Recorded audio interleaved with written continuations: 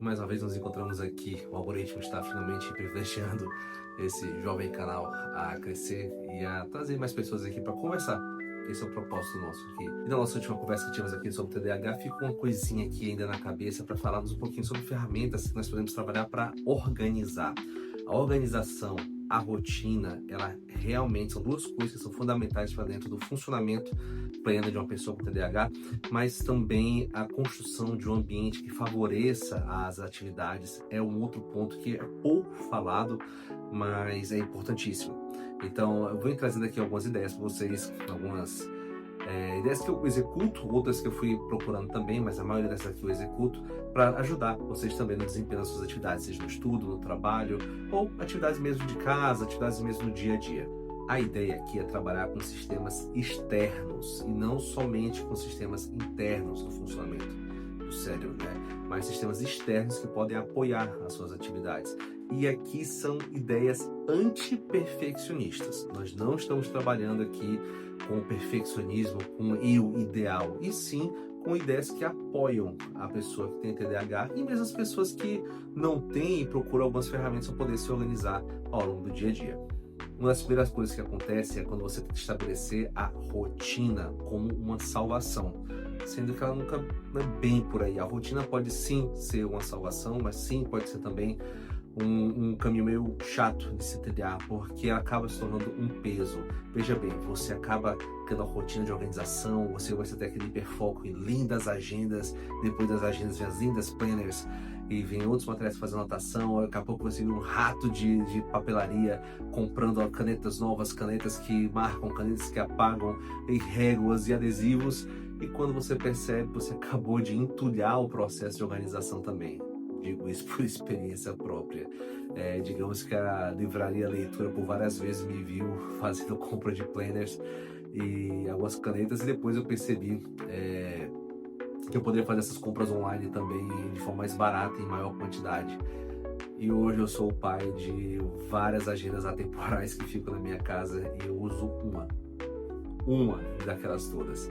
E também descobri que as canetas 0.03 Nankin são as maravilhosas para fazer as minhas anotações e custam caro. Então você não precisa de tudo isso para iniciar um processo de anotação. Hoje o meu processo está bem mais compacto. A minha agenda, para você ter ideia, tem esse tamanho. Isso. Para comparação, né, comparação com a minha mão, é mínima. É uma caneta que fica dentro de um bloquinho de notas que vai me levando as anotações ao longo do dia a dia. Perfeito. Se funciona para mim nesse momento, é o que eu vou utilizar. Mas em outros momentos já trabalhei também com agendas maiores, quando tinha mais anotações para fazer ao longo do dia, fora as ideias que eu vou tendo também. E ideias é uma coisa que vai um bilhão de ideias o tempo todo na cabeça. E eu trabalhava muito com anotação em cores diferentes para alguns assuntos, alguns tópicos, para conseguir triar melhor visualmente ao longo do dia, saber quantas ações eu tenho de tal tópico, né? E isso me ajudou bastante, ajuda bastante até hoje fazer essas anotações. Vamos chamar esse bloco como o bloco do segredo da rotina flexível. E o primeiro segredo, a primeira dica que eu passo a vocês é, apesar de pensarmos em uma rotina rígida funciona muito bem para mentes neurotípicas, mas para mentes neurodivergentes, quem sabe pode ser não ser o melhor approach que você tem para aquilo ali. Então, a rigidez da rotina pode atrapalhar em alguns momentos, tornar-se maçante, acabar que você não consegue executar como você imaginava, vai vir a frustração, vai vir todo aquele peso de ansiedade em cima e você vai desistir do processo. Então, a primeira coisa, ao invés de pensar em rotinas rígidas, vamos pensar em rotinas que funcionam em blocos de atividades.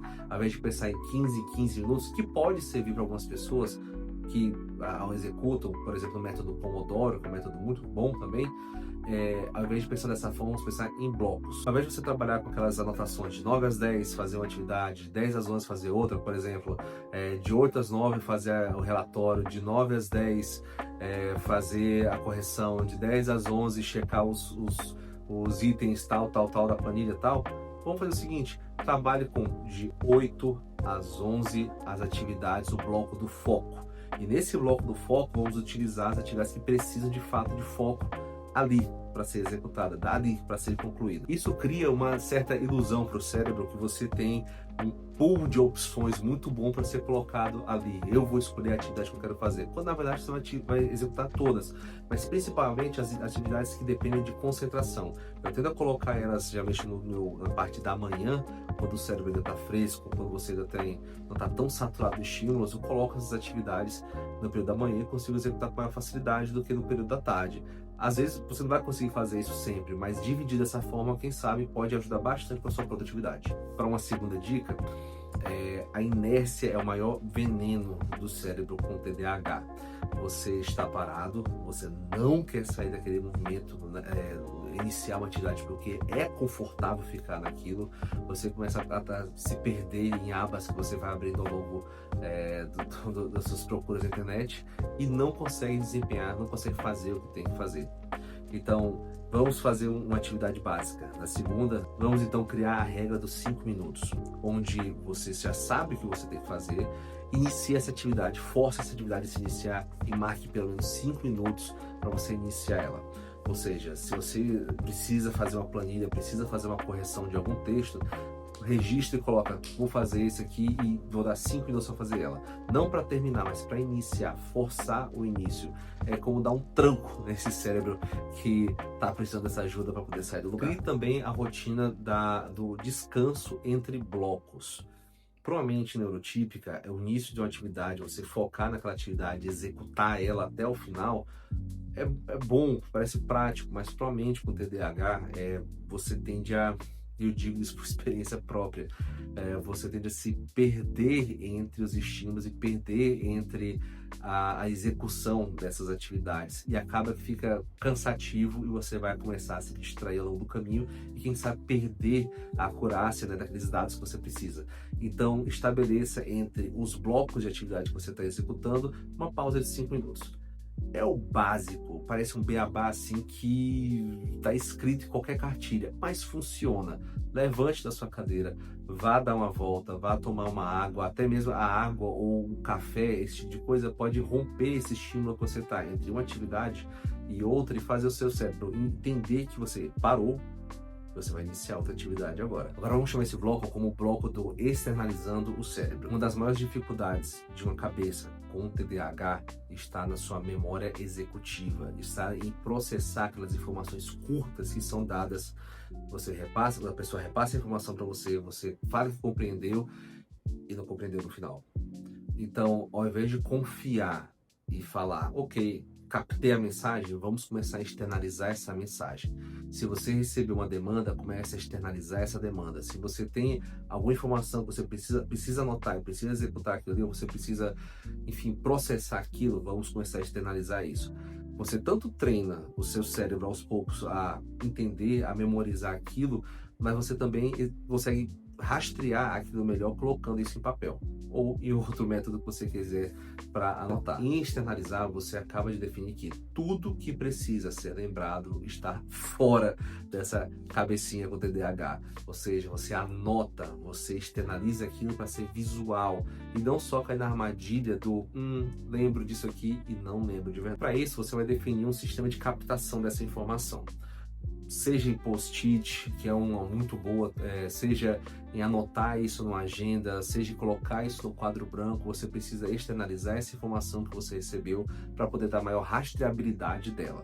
O que não pode é você ter um post-it funcionando aqui, a Azure funcionando ali no computador, um guardanapo anotado com outra coisa. Você não pode ter tantos meios anotados. Foca em um, pega um desses meios e começa a processar eles. Fora isso, como lembrete físico, vale outras ideias também. Se você tem dificuldade em achar as chaves do carro, as chaves da casa, ao invés de você carregar elas pela casa, tenha um aparador, um ponto que você possa colocar essa chave, esse material, a carteira, o celular, o carregador, que seja nesse ponto específico da casa, na entrada ou na saída. Se for objeto de transição, você vai entrar, vai sair com ele, Próximo bloco aqui, vamos falar sobre o ambiente adaptado. É uma forma de adaptar o ambiente de uma forma organizada. Não é que está bagunçado, lembre-se disso. É uma organização adaptada para uma cabeça com TDAH. E é comum, mas muito comum, uma pessoa ter uma bancada, por exemplo, a mesa, do seu trabalho, do seu estudo, ou você tem realmente um local na casa que você utiliza o computador, que seja, que está organizado de uma forma meio duvidosa.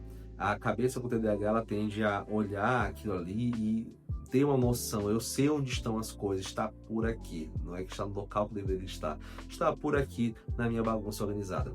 Você pode até trabalhar com meios para adaptar isso aí e realmente funcionar, criando, claro, dentro da rotina, a rotina de entrada e saída do item, ou entrada e saída da informação. Eu defino da seguinte forma: se eu tenho um ambiente adaptado, e a minha bancada aqui, por exemplo, ela passa por isso, eu tenho que ter uma estética do local de, em 5 segundos, eu achar o que eu estou procurando. As coisas que você utiliza, as ferramentas, os objetos, precisam estar, já que você adaptou para a sua forma de organizar, fáceis de ser encontradas em até 5 segundos. Fora isso, não é organização, gente, é bagunça. E assim, pessoal, para deixar bem claro, não é sobre ser o mais organizado do mundo, mas é sobre ser funcional.